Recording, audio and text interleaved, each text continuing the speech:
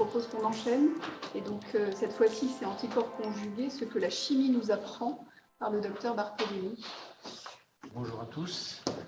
Alors effectivement, c'est ce que la chimie nous apprend et pas de la chimio, donc il y a une petite nuance. Donc j'ai peur d'ailleurs que cette présentation soit un petit peu chimie. Alors ce que j'ai essayé de faire ici, c'est de reprendre un petit peu la littérature et comment on peut lier justement une molécule active à l'anticorps ou une biomolécule d'une manière générale. Donc vous avez une représentation ici sur cette slide initiale de l'anticorps sur lequel on a greffé via un linker, une drogue, pour pouvoir avoir ces anticorps conjugués. Juste 2 mots pour présenter mon laboratoire. Donc, j'appartiens au laboratoire ARNA, qui est un laboratoire qui s'intéresse à tout ce qui est acide nucléique, que ce soit du point de vue chimique, mais également biologie, et on s'intéresse à toutes les étapes en fait, de l'expression génétique, sur le plan de la biologie, je l'ai dit, mais également de la chimie, et on développe tous les moyens possibles pour pouvoir aller moduler et interférer avec cette expression génétique et construire également de nouveaux bioconjugués incluant des acides nucléiques. Alors, je vais aller très vite sur ces slides d'introduction. Je pense que tous ici, vous connaissez le déroulé du développement contre le cancer, des thérapies contre le cancer. En fait, ce que je voulais replacer, c'était que juste après l'arrivée des nanos avec les liposomes fin des années 90 et l'apparition des nanothérapeutiques, on a vu apparaître au début des années 2000 avec le Minotarg les premiers anticorps drug conjugate, les ADC, et puis une dizaine d'ADC ont été développés jusqu'au dernier, là, Trop-Levy, qui cible les cancers du sein triple négatif, donc ça relie à ce qu'on disait tout à l'heure. Voilà, donc cette stratégie qui utilise l'anticorps mais également un principe actif est quelque chose qui est efficace puisque c'est arrivé en clinique. Là encore, je vais aller très vite, sur les mécanismes d'action des anticorps vis-à-vis des cellules tumorales, donc trois grands mécanismes qui vont induire l'apoptose, la phagocytose ou également la lyse des cellules tumorales. Donc, en fonction des anticorps utilisés, on va éliciter ces mécanismes biologiques. S'agissant donc dès lors, il paraît intéressant de coupler un agent qui va présenter une activité qui peut être cytotoxique, c'est pratiquement tout ce qui a été développé jusqu'à aujourd'hui, pour pouvoir aller bénéficier de la spécificité en fait, des anticorps, mais également de l'activité d'un principe actif de manière à tuer les cellules tumorales. Alors là, du coup, on va se retrouver confronté à des problématiques de liaison, puisque comme on le voit sur cette slide, ici en rose, vous avez l'anticorps qui va devoir être lié à une drogue ici en rouge par l'intermédiaire de linker, comme ça a été précisé dans la présentation précédente. Et le site de liaison va être également d'une importance capitale. Donc, on peut anticiper des sites type lysine, cystéine, des linkers qui vont être clivables, pH sensible, comme ça a été précisé, et on verra ça tout à l'heure également. Donc l'idée, c'est qu'on va pouvoir capitaliser sur la spécificité, mais également la toxicité des drogues, pour pouvoir avoir cet effet double, je dirais, de ces ADC. Donc à droite, vous avez schématiquement le mécanisme d'action avec bien sûr la reconnaissance, l'internalisation, l'entrée dans le lysosome, dégradation en fait de l'ADC pour pouvoir relarguer, ça va être quelque chose d'assez important, la drogue qui va venir éliciter réellement son mécanisme au niveau cellulaire avec l'interaction avec l'ADN ou les microtubules de manière générale, ce que l'on voit actuellement en clinique. Donc, quel est le cahier des charges si on veut construire de nouveaux ADC? Multiples points importants. Donc, la réaction ou les réactions vont devoir se passer dans des milieux qui sont aqueux. Donc là, on va être obligé d'aller innover du point de vue de la chimie. Il faut que les compatibilités chimiques de l'anticorps, mais également de la drogue, soient préservées.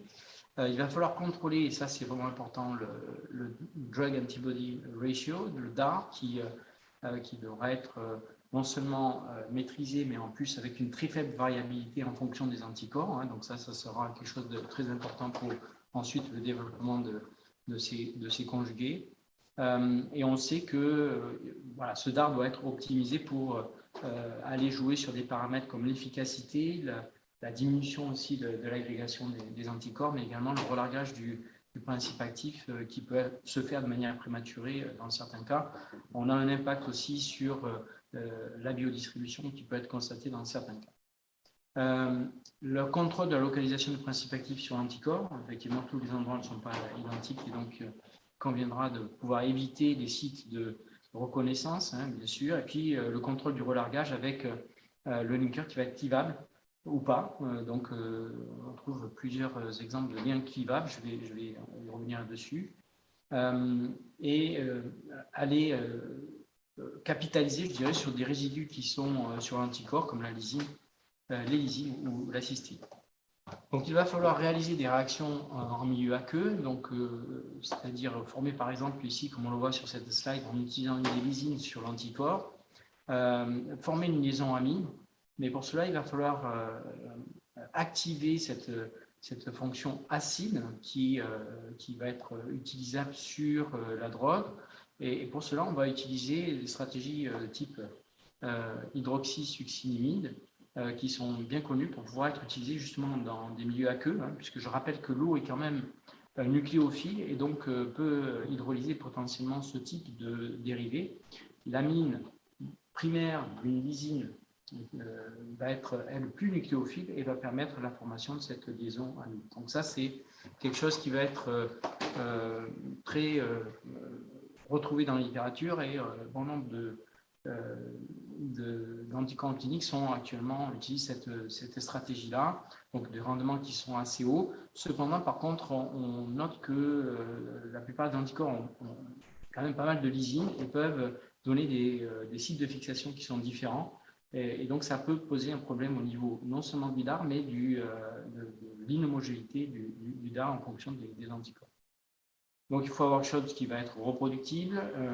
Et puis, bien sûr, comme je l'ai dit tout à l'heure, éviter la réactivité sur le paratope de l'anticorps, sinon on perd sa destination finalement. L'autre aminoacide parmi les plus utilisés, c'est la cystéine. Donc, la cystéine va venir faire une réaction d'addition 1,4 sur un maléimine, ce coup-ci. Ici, on reconnaît la structure d'un maléimine. Et donc, former une liaison soufre-carbone, donc un thioéther ici, en alpha de la position carbonyle. Donc, ça, c'est une stratégie qui fonctionne très bien, mais il faut quand même garder à l'esprit que c'est une réaction qui est réversible et qui peut, dans certains cas, conduire à une instabilité de l'anticorps de la drogue sur l'anticorps. D'autres stratégies ont été développées plus récemment, comme ici les dibromo-succinimides, qui peuvent donner des bons rendements et également un contrôle bien meilleur que dans le cas de cystine classique pour le DAR. Et puis, très récemment, des catalyseurs au palladium qui peuvent fonctionner en milieu aqueux. Alors, on ne peut pas passer, je pense, ce type de présentation sans mentionner le prix Nobel de chimie de 2022 sur la chimie clinique, hein, qui a été attribué pour les développements de cette chimie dite un petit peu facile. Et donc, bien entendu, les ADC ont bénéficié eux aussi de cette approche. Alors, la première est une chimie clinique un peu particulière, puisqu'on va utiliser des aminoacides non naturels qui présentent en fait des para-acétylphénylalanine qui vont pouvoir former des oxymes, ici, comme on peut le voir sur ce schéma. On peut introduire dans la séquence de l'anticorps des groupements azidaux qui vont bien sûr réagir suivant une réaction d'Husgen, de cyclisation d'Husgen et former ces adduits. Donc là, on peut vraiment, ça c'est cette chimie clinique, hein, maîtriser avec une bonne réactivité, alors en présence de cuivre pour ce premier type de chimie clinique, mais en absence de cuivre dans ce deuxième type de chimie clinique, comme c'est mentionné ici. Donc là, on a un outil qui est vraiment très efficace, qui peut fonctionner dans l'eau et qui amène un contrôle du DAR bien meilleure que les deux précédentes approches dont j'ai parlé. On peut utiliser aussi la conjugaison enzymatique. Par exemple, la sortase va pouvoir reconnaître certaines séquences et on va pouvoir aller insérer ici, entre la tréonine et la glycine, ce bras-là qui contient la drogue, ou utiliser d'autres enzymes. Donc, on peut maîtriser, là encore, les sites de fixation et avoir un DAR homogène avec des hauts rendements. S'agissant du lien clivable, là, on va pouvoir faire capitaliser sur bon nombre de stratégies. Ça peut être des hydrazones ici. Donc, l'hydrazone est une fonction qui est connue pour être sensible en milieu acide. Ici, vous avez le mécanisme de cette lyse qui va conduire en fait à la formation d'un aldéhyde ou d'une cétone, donc de ce côté-là, et on va régénérer l'aminoamide ici du côté de l'anticorps. On peut utiliser aussi des ponts disulfure. Donc ça, c'est une stratégie très très simple puisque après internalisation dans la cellule, on va pouvoir utiliser le potentiel redox pour pouvoir cliver notre drogue. Ici, c'est un exemple où on va lyser une fonction amide suivant ce mécanisme qui est précisé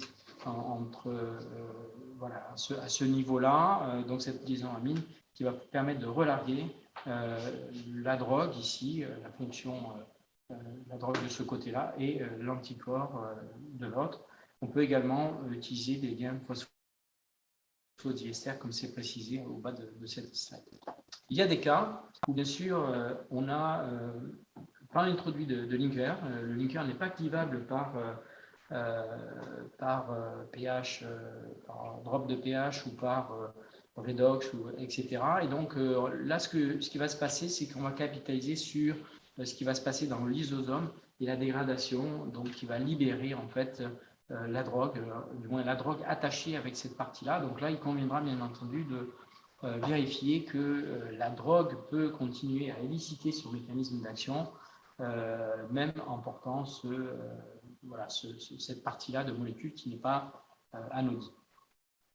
Donc ça, c'est les exemples que j'ai choisis. Je vais aller assez vite là-dessus puisqu'on vient de voir en fait le Mylotarg qui a été développé avec ce lien pH sensible, mais également va être sensible au redox. Celui qui est ici, qui est plus récent, qui date de 2013, lui ne présente pas de lien clivable, mais va être dégradé dans le lysosome et permettre le relargage ici de l'agent cytotoxique. Là, c'est notre exemple où on voit qu'on va liser cette liaison amide dans le site. Donc, à l'heure actuelle, on a une douzaine d'ADC FDA approved qui vont tous quasiment intervenir des cytotoxiques, des antitumoraux assez puissants. Il y a peut-être une évolution des stratégies à avoir et peut-être aller chercher de nouvelles drogues, ce que je vais peut-être préciser à la fin de mon diaporama. Donc là encore, je ne vais pas détailler, mais ce que l'on peut voir ici, on a un lien au niveau des linkers qui est pH sensible. On a fait une liaison amide au niveau de l'anticorps. Ici, c'est une cystine qui a été utilisée.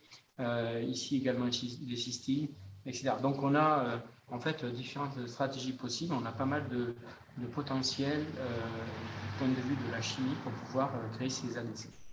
Alors qu'est-ce qu'on peut faire ensuite? Comment on peut avancer sur de nouvelles stratégies? La stratégie nano peut être également intéressante dans le cas des ADC, d'évoluer vers ce qu'on appelle des ACNP, c'est-à-dire d'utiliser des nanoparticules qui peuvent être des liposomes, qui peuvent être des nanoparticules lipidiques, qui peuvent être des polymères, et qui vont présenter des avantages certains par rapport aux ADC classiques, puisque on va pouvoir être plus, aisé du point de vue des linkers qui vont relier la nanoparticule par rapport avec l'anticorps comparé aux anticorps drogue. Donc la chimie sera beaucoup plus facile de ce point de vue-là. On va pouvoir avoir un taux de chargement assez important et relarguer dans la cellule des quantités importantes d'agents cytotoxiques, et si le choix s'est fait sur des agents cytotoxiques. On va pouvoir également bénéficier, par exemple, de clustering effect, c'est-à-dire qu'on va pouvoir présenter au niveau de la cellule des anticorps proches proches les uns des autres et pouvoir donc améliorer l'affinité finalement, l'interaction entre ces nanoparticules et la surface cellulaire, donc augmenter cette interaction comparée aux anticorps, aux ADC classiques. Ça, c'est un exemple que j'ai mis dans cette présentation pour indiquer qu'on peut également utiliser d'autres stratégies que des drogues. Ici, c'est simplement un exemple avec des nanoparticules d'or sur lesquelles on a mis des anticorps qui peuvent induire l'autophagie et dont on a vu dans cet article que je vous invite à parcourir une amélioration en fait de l'efficacité sur des cancers qui étaient résistants en fait, gastriques résistants à cette stratégie HRE2. Alors, c'est là où je voulais peut-être vous emmener dans cette présentation, c'est qu'on peut envisager de nouvelles stratégies à côté des nanos. Hein, bien entendu, je ne vais pas développer, mais nous travaillons au laboratoire sur des oligonucléotides thérapeutiques qui peuvent être utilisés dans différents domaines, incluant le cancer, bien entendu. Et une des questions qui se pose est est-ce qu'on ne peut pas évoluer des ADC vers des anticorps conjugués aux oligonucléotides, c'est-à-dire des AOC, qui pourraient donc véhiculer ces oligonucléotides dans les cellules.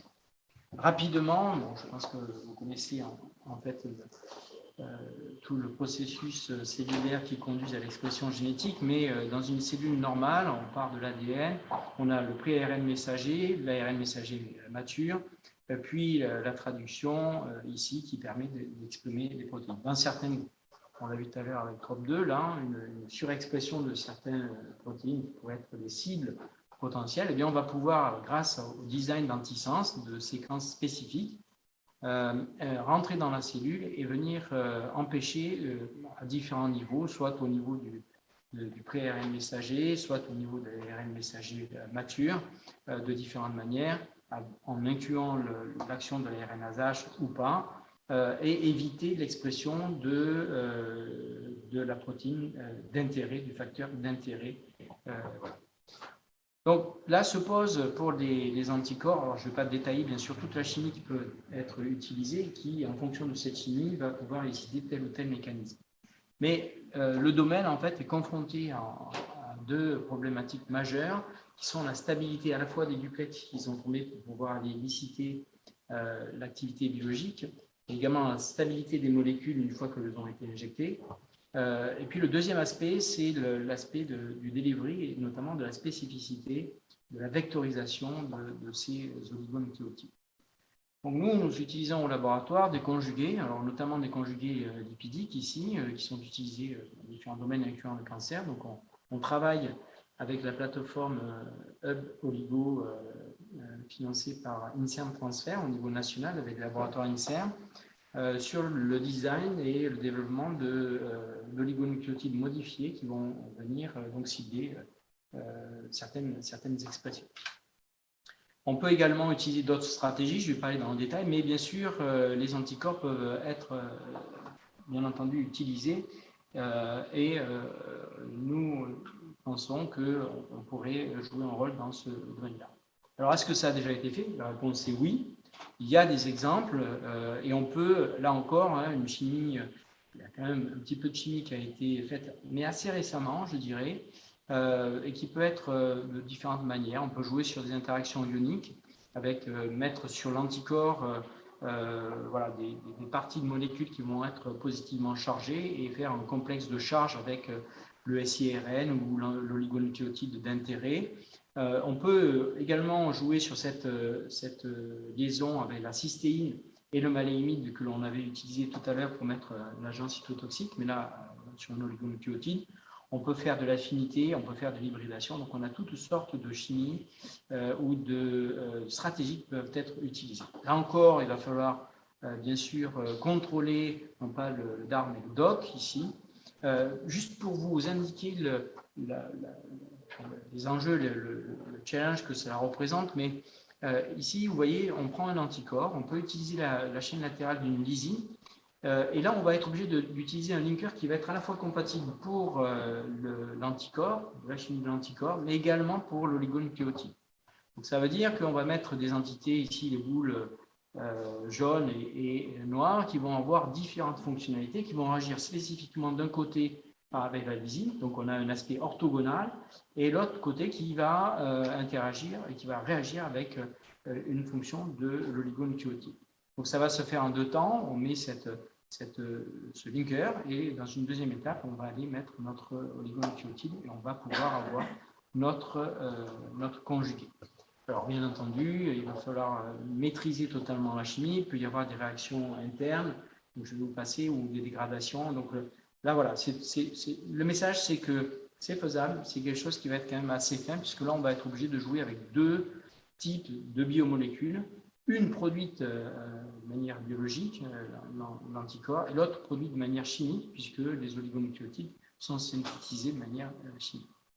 Bon, je ne vais pas détailler ici, mais on utilise une stratégie de protection des protections. Et puis, bien sûr, la stratégie chimique peut être, bien entendu, utilisée pour pouvoir aller greffer un oligonucléotide sur l'anticorps.